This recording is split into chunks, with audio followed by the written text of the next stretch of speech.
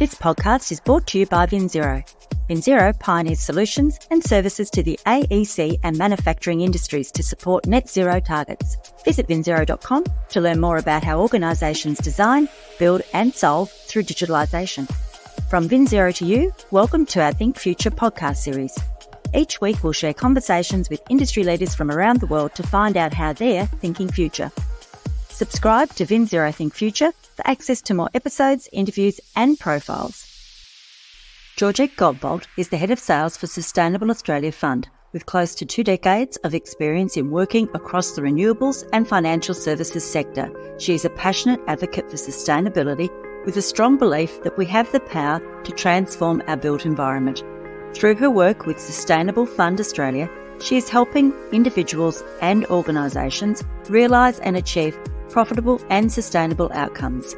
With every dollar Sustainable Australia Fund invests, it improves the economic and environmental outcomes of its clients.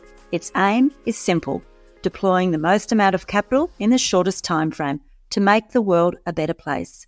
She joins us today to talk about how they are bringing that vision to life. Welcome to the program, Georgette. Thank you. So excited to be here. Thanks for having me. Georgette, can you start by sharing with us a little about the background of Sustainable Australia Fund, who they are and how they came about? So Sustainable Australia Fund is quite a unique lender in the Australian landscape. We were actually born out of local government.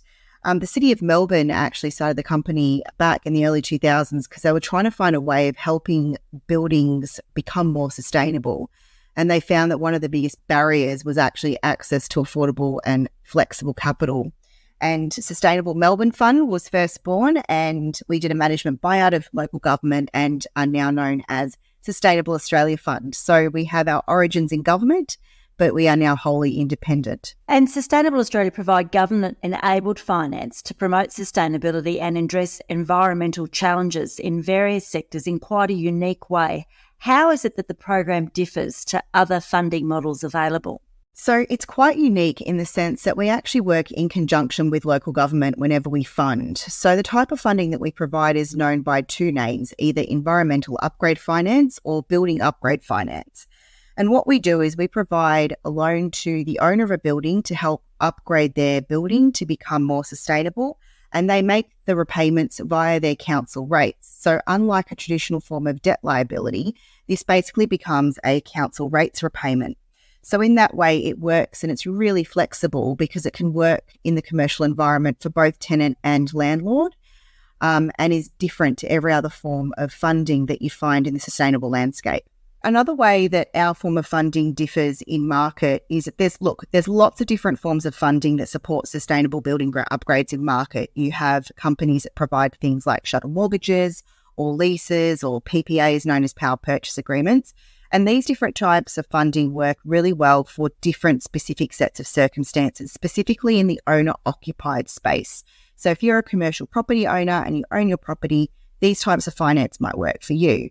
However, they don't tend to work as flexibly in the leased space. And as we know, in Australia, there's about 80,000 commercial properties and at least 60% of those are actually leased. So for the majority of commercial property owners, when they're looking at upgrading their buildings to become more sustainable, they need a really flexible type of funding to be able to do that. And that's what environmental upgrade finance provides. So, Georgette, what's the process for determining eligibility for this type of funding?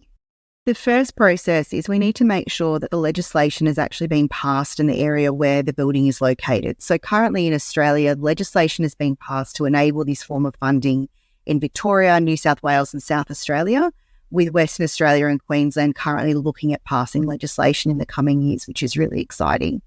Once we know that where the building is in a state where we can actually fund, we need to check that the local council has actually enabled that legislation by passing a resolution locally. Once we've actually determined that the legislation is all good to go and the property is in a council area where we can actually fund, we actually have a look at the project itself. So what is that building trying to do to become more sustainable? And let's use a really classic example like solar. We'll have a look at the solar proposal that is being put forward by the building owner and make sure that we can fund that in a way, in most cases, that's cash flow positive from day one, so that the actual savings generated can actually cover the cost of the repayment creating a scenario where the building can become more sustainable and the business can become more profitable through that process. There's a few other areas that we'll actually look at. So we might ask for things like a director's ID. We'll also need a rates notice to make sure that the land is on rateable land.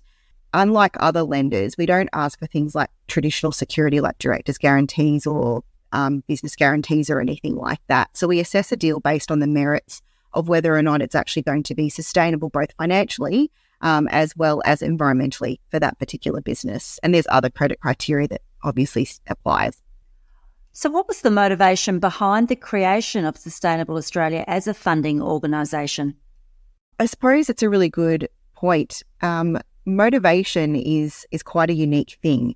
We are all motivated individuals who want to be able to use capital as a force for environmental good.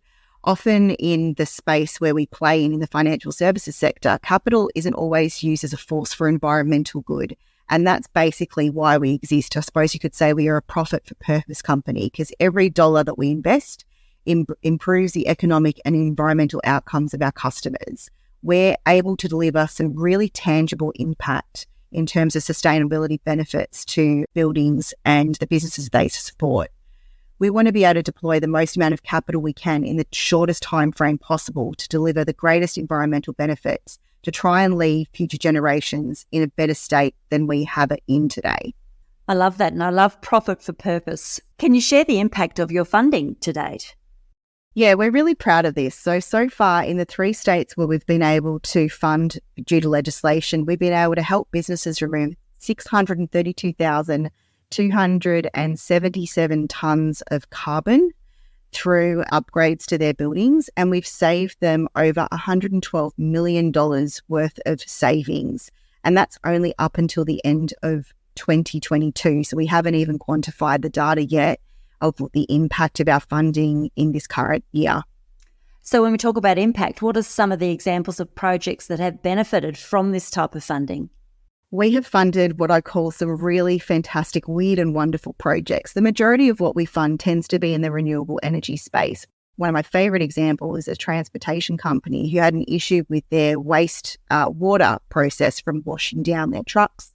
That was getting into local waterways, which were actually used for growing produce in the local region. So we actually funded a large-scale industrial worm farm to process that wastewater and a water reticulation plant that was actually powered by solar to create almost like a local hyper-circular economy within that business, where that wastewater was then made safe to use for irrigation on local farms. That's one of my favourite projects. But we can also do projects that lead to sustainable outcomes. So a really good example we're starting to see is businesses that are wanting to put solar on their roof, but they may have an asbestos roof. And we've been able to facilitate the removal of that asbestos, the new roof, the engineering and consultancy costs that go on top of that, as well as the solar, plus things like battery. And now we're starting to see a lot of requests for things like EV car charging stations as well for businesses to support their employees, but also the transportation logistics efforts they have out of those buildings as well. So which sector areas are actively embracing and utilising this type of funding in Australia? There's about 80,000 what we refer to as mid-tier commercial properties in Australia, with about 60% of them leased. We actually don't know what those exact figures are, but it's estimated to be about that many. And globally, we've seen that less than 1% of buildings are actually net zero. So we have a wide breadth of different businesses and organisations that stretch across multiple sectors. So anything from your mum and dad fish and chip shops that might want to put some solar on to help their business, right through to the large-scale C&I sector and the manufacturing sector, where we have large energy consumers or large considered to be brown end of town energy producers due to the fact that they are in sectors that are really hard to decarbonise. So think of things like the transportation sector and the agricultural sector, that by nature of their operations, they tend to be very carbon-heavy businesses. So we help every end of the spectrum to help them to decarbonise through our funding, through enabling their buildings to put on either things like solar or waste management reduction schemes, energy optimization technology, things like that, so that they can help reach their net zero target. So it's not one area specifically, it's every area that needs to be decarbonised that we tend to help. Are you looking for a digitalisation and net zero partner to help you achieve your goals? Join the thousands of AEC and manufacturing customers globally who have turned to VinZero to start their journey toward a net zero future. With 32 offices around the world, VinZero can connect you to the right technologies and workflow processes so you can maintain your competitive position and increase profitability. VinZero has an industry expert to help you navigate the best pathway forward wherever you are on your digitalisation and net zero journey.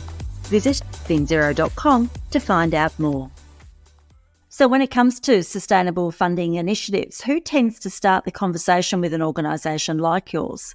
It's a really good question. So while we do have some owner-occupiers coming to us actively wanting to improve the sustainability of their buildings, often we have a lot of conversations with tenants. So you have tenants coming to us saying, I really want to implement some, for example, end-of-trip facilities because I want to encourage my staff to ride their bikes into work and I would like to provide them with showers. And we know that things like end-of-trip facilities or having EV car charging stations help to really improve the well-being of employees. So often employers are looking for ways to bring employees in and secure their talent. So we get a lot of those questions from tenants. And one of the conversations we have with tenants is have a look at what you want your roadmap to be. So what does your sustainability roadmap look like? What are some different implementations that you're looking at doing within your organisation? They may start the conversation with things like an end-of-trip facility and not even have a concept of, well, I haven't even looked at my lighting. Does my lighting need to be upgraded? And so on and so forth. There can be some small, quite significant, impactful changes that they can make to their businesses. And then we encourage them to have a conversation with the either property manager or the owner of the business, if they have a building, I should say, if they have a relationship with them, to start facilitating that discussion of, right, how can our funding help them go through that transition process? So we work with all different areas of that particular building organisational structure, from tenant through to property manager, through to landlord, or even property portfolio in some cases as well. And then from there, what's the actual process for assessment of funding?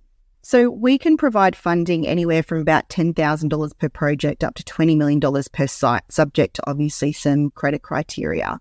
And one of the first things that we say is if you think you've got a case, have a conversation with us or talk to one of our channel partners so we can help you facilitate what's actually required for us to be able to assess your particular deal, because what we found is no two deals are the same. Like I mentioned, one of the first things we need to do is we need to make sure that A, your property is an area where we can fund, and B, we want to make sure that your project actually qualifies under the legislation that we lend. So basically we need to be able to see that there is a material environmental benefit to that building being provided so that we can fund. And then from there we can take you through our application process, which is really simple. It takes about 15 minutes to see if you qualify for funding. So are there any mandatory reporting requirements post the completion of these funded projects to demonstrate the value of the projects from a sustainability perspective and also to Sustainable Australia? So mandatory reporting is really, really interesting. It seems to be a bit of a buzz topic at the moment in market because it's impacting a lot of different areas of businesses, right from small businesses supplying right through to large corporations that may be ASX listed. We need to be able to see if there's a demonstrable environmental benefit before we can fund any projects. But post implementation, we are starting to collect data to be able to provide information back to both customers and the businesses that they then have to report into to help meet some of those mandatory reporting targets. And we also report back to councils on the impact of the funding that we provide within their local government areas as well. So for listeners that are interested in understanding more about the ability to use sustainable funding for a green project or a sustainability-based project, where should they start? There's a couple of different places where businesses can start. One is you can simply go to our website. So feel free to have a look at sustainableaustraliafund.com.au. On there, we have a list of partners that we've worked with for a long period of time who've been able to deploy a large volume of projects for businesses probably very similar to their own. So that's one place. The other place they can go is go and have a look and have a conversation with their own service providers. They may already have a consultancy firm that they work with, They may already have an energy company that they work with. They may already be in discussions with a waste management company, and have a conversation with them about being able to utilise our funding for the projects they're already looking at implementing. We have a very high level of due diligence that we do with any partners that we fund through. So, Georgette, it sounds like there's a lot of promising options for organisations out there wanting to do the right thing from a sustainability perspective. So as we close out today's conversation, when you think future about the role of the Sustainability Australia Fund and the built environment, what is it that excites you the most? Oh, look, one of the things that I think excites me the most is the amount of attention that the sector is actually receiving at the moment. I think, hate to say it, but post-COVID, everyone has started to realise the importance of sustainability more so than I think they did beforehand, and the impact of what commercial businesses can actually have in terms of decarbonising our world. And I think what's really exciting is we're in a fantastic position to be able to help finance a lot of that transition in a way that can be profitable to businesses. I think a lot of businesses assume that that net zero transition is going to be a huge cost to their business. And what they don't realise is there is actually funding out there to help them transition in a way that can actually make them more profitable in the process and make their business more resilient. And that's really exciting. Well, Georgette, certainly for the Built Environment, Sustainable Australia Fund is a great initiative, and we thank you for coming on the program to share information about how people can get involved. Thank you so much for having me. This podcast was brought to you by VinZero.